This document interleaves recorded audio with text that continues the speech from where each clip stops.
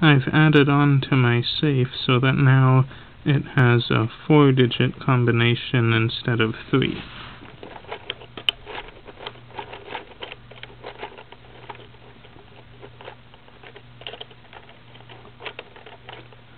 You need to go past the second number twice, and past the third number once,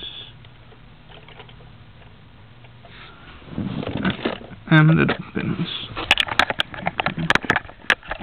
See the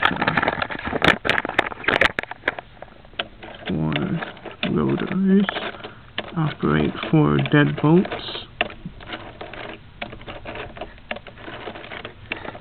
and they fit in over there. That's it.